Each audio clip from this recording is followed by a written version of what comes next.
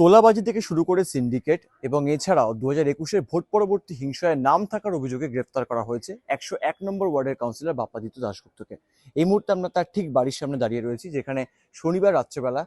Police তাকে গ্রেফতার করে এবং শনিবার সন্ধেবেলায় তার ঘনিষ্ঠ এই ওয়ার্ডের অর্থাৎ 101 নম্বর যে ওয়ার্ড রয়েছে সেই ওয়ার্ডের তৃণমূল কংগ্রেসের যুব সভাপতি সৌরভ ঘোষকে প্রথমে পুলিশ গ্রেফতার করে এবং তার সূত্র ধরেই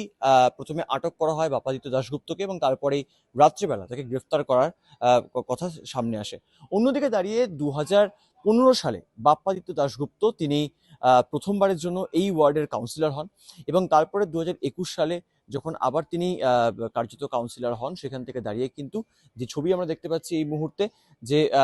শুধুমাত্র এই যে অর্থাৎ তার বাড়ির বাইরে এই যে কলকাতা পৌর সংস্থার যে বোর্ড লাগানো রয়েছে, এখানে স্পষ্টভাবে লেখা রয়েছে যে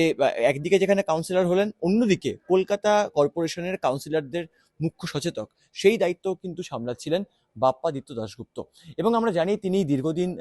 বিজেপি করেছেন এবং তারপরে কিন্তু 2010 সালে পার্থ চট্টোপাধ্যায়ের হাত ধরে তিনি তৃণমূল কংগ্রেসে যোগদান করেন এবং দীর্ঘদিন তিনি তৃণমূল কংগ্রেসের যখন কর্মী সমর্থক হিসেবে কাজ করেছেন। 2015 সালে তিনি প্রথমবারের জন্য পুরো ভোটে দাঁড়ান এবং তারপরে কিন্তু কাউন্সিলরের টিকিট পাওয়ার পর সেই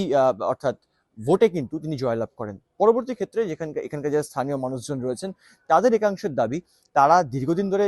বাপ্পাদিত্য দাশগুপ্তকে দেখে এসেছে এবং বাপ্পাদিত্য দাশগুপ্তের বিরুদ্ধে যে অভিযোগ উঠছে তা কিন্তু একেবারে সত্যি নয় এবং বাপ্পাদিত্য দাশগুপ্ত এলাকার মানুষের জন্য কাজকর্ম করেছে। যদিও আবার অন্য অংশের দাবি যে দীর্ঘদিন ধরে কিন্তু অর্থাৎ এখানে জমি কেনা থেকে শুরু করে কিন্তু বিভিন্ন সময় তোলাবাজির যে অভিযোগ তার বিরুদ্ধে রয়েছে সেইগুলো সামনে এসেছে এবং এছাড়াও কাটমানি নেওয়ার অভিযোগ সামনে এসেছে।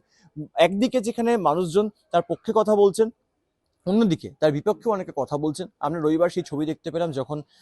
তৃণমূল কংগ্রেস কাউন্সিলর এই 101 নম্বর ওয়ার্ডের, তাকে যখন পাটুলি থানা থেকে বের করা হয়, তাকে লক্ষ্য করে কিন্তু ডিম ছোড়া হয় এবং সেখানে কিন্তু চোর চোর স্লোগান ওঠে। গতকাল যখন তাকে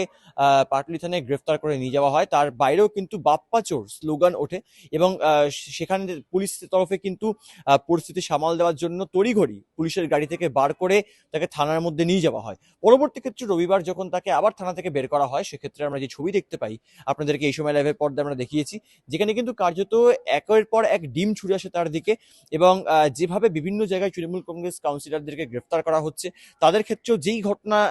ঘটছে বাপ্পাদিত্য দাশগুপ্ত, তার ক্ষেত্রেও কিন্তু সেই একই ঘটনা ঘটলো। তবে স্বাভাবিকভাবেই যে প্রশ্নগুলো সামনে আসছে, যে কলকাতা পুরসভায় অর্থাৎ লালবাড়িতে যে ভাঙন দেখা দিয়েছে, যেখানে একদিকে কলকাতার প্রাক্তন মেয়র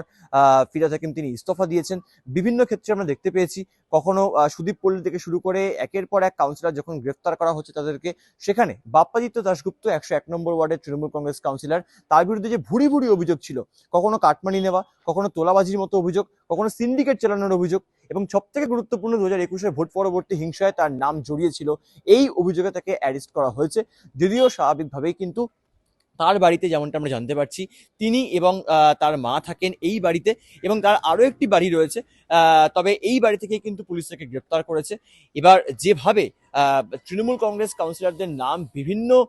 ভাবে উঠে আসছে এবং যে ভুরি ভুরি অভিযোগ তাদের বিরুদ্ধে করা হচ্ছে, সেখান থেকে দাঁড়িয়ে বাপ্পাদিত্য দাশগুপ্তর অর্থাৎ বিষয় পুলিশ কি পদক্ষেপ করে, এখন সেটাই দেখার। ক্যামেরা রিক্ত মুখোপাধ্যায়ের সঙ্গে সুব্রজিৎ চক্রবর্তী, এই সময় লাইভ, কলকাতা।